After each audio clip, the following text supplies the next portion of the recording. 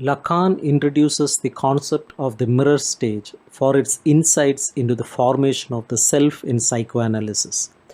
The genesis of this concept stems from an observation in comparative psychology. Even at an age when a child might be temporarily surpassed by a chimpanzee instrumental intelligence, the child can already recognize their own reflection in a mirror.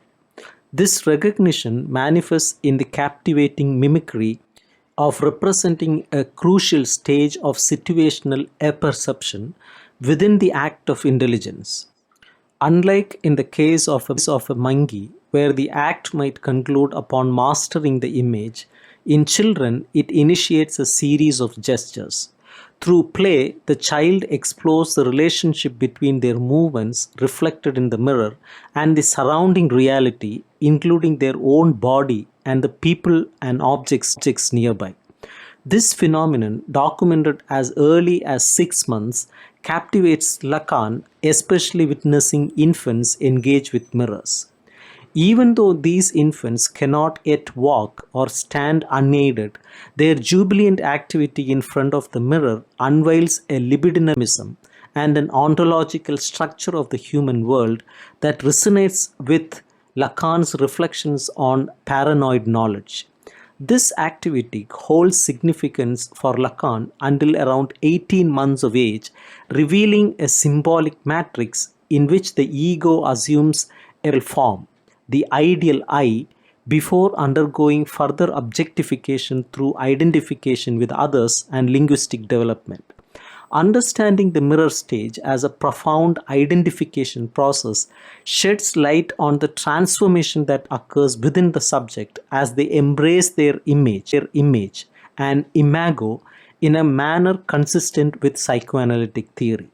This joyous assumption of their specular image by the infant amidst their motor incapacity and dependence epitomizes the foundational formation of the ego preceding its social determinations. This ideal I formulates the groundwork for subsequent identifications, including libidinal normalization, while also situating the ego's agency in a fictional trajectory that remains uniquely individualistic, resisting complete assimilation into societal constructs. The concept of the mirror stage illuminates how a subject anticipates the maturation of their power through the total form of the body, grasped as a gestalt, a structured whole that contrasts with the subject's internal sense of movement. This gestalt symbolizes both the enduring nature of self and its potential alienation, echoing our projections onto statues, phantoms, and even automatons.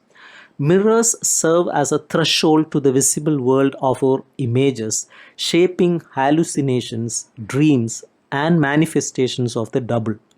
Biological experiments with pigeons and locusts highlight the formative influence of images on organisms, suggesting a homeomorphic identification related to notions of beauty. Mimicry, whether homomorphic or heteromorphic, raises questions about the significance of space for living organisms, inviting psychological analysis beyond mere adaptation. This spatial captation, evident in the mirror stage, hints at an organic insufficiency in human reality, compounded by an innate discordance and prematurity in human birth. The mirror stage functions as a mechanism for establishing relation between the organism and its reality, reflecting a primal discord within the human organism. Embryological concepts like fetalization underscore the early development of the cortical system, which acts as an intra-organic mirror. This developmental process unfolds as a temporal dialectic, propelling the individual's formation into history. From fragmented body image to orthopedic totality, and ultimately to the assumption of an alienating identity, the mirror stage shapes the subject's mental development, perpetuating the quest for validation in the external world. The fragmented body, as Lacan incorporated into his theoretical framework, often emerges in dreams when the individual faces aggressive disintegration. It presents as disjointed limbs or organs taking on surreal forms. This fragmentation is palpably evident in the anatomical lines of fantasy seen in the schizoid or spasmodic symptoms of hysteria. Conversely, the formation of the ego is depicted in dreams as a fortress or stadium with inner arenas surrounded by marshes and rubbish heaps, symbolizing internal struggles. On the mental plane, we encounter fortified structures akin to obsessional neurosis mechanisms such as isolation and displacement. However, solely relying on subjective observations leaves our theoretical endeavors vulnerable to projecting into the realm of an absolute subject. Therefore, Lacan sought a method of symbolic reduction grounded in objective data, establishing a genetic order within the ego's defenses. This framework positions hysterical repression at a more archaic stage than obsessional inversion, which precedes paranoid alienation stemming from the deflection of the specular ego into the social ego. The transition from the mirror stage marks the commencement of a dialectic linking the ego to socially constructed scenarios, propelled by the drama of primordial jealousy and identification with the counterpart. This pivotal moment mediates human knowledge through the desire of others, abstractly equating objects through social cooperation.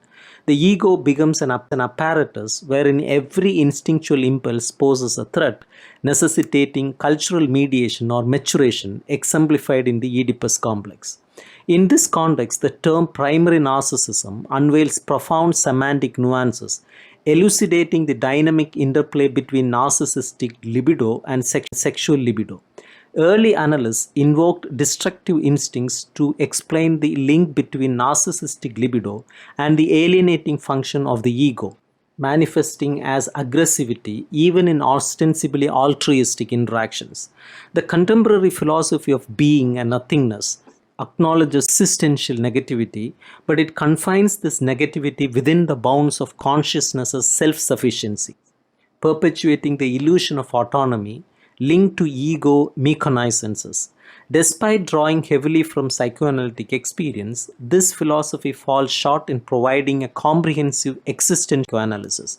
Existentialism emerges at a historical juncture where society predominantly emphasizes utilitarian functions, leading individuals to grapple with anxieties stemming from a concentrated form of social bondage. However, its explanations for subjective impasses fail to align with our experiential realities. The freedom it champions often manifests within the confines of confinement. Commitment expresses the importance of pure consciousness, and its treatment of sexual relations veers toward voyeuristic and sadistic idealizations. Contrary to existentialist propositions, our psychoanalytic experience reveals that the ego is not solely centered on perception consciousness or organized by the reality principle, a scientific bias hostile to knowledge's dialectic. Instead, we must recognize the ego's inherent mechanisms. Understanding the inertia of ego formations provides a broad definition of neurosis, while the captation of the subject by the situation offers insight into madness, both within and beyond asylum walls. The sufferings of neurosis and psychosis serve as a lesson in soul passions, while psychoanalysis unveils society's numbing of these passions. At the intersection of nature and culture, psychoanalysis identifies the imaginary servitude inherent in love, a knot that must continually be undone or severed. We remain skeptical of altruistic sentiments, recognizing the underlying aggressivity in philanthropy, idealism, pedagogy, and reform. In our practice, psychoanalysis guides patients to the ecstatic revelation of moral destiny encapsulated in Thou art that, but it cannot single handedly embark them on the journey where true transformation begins.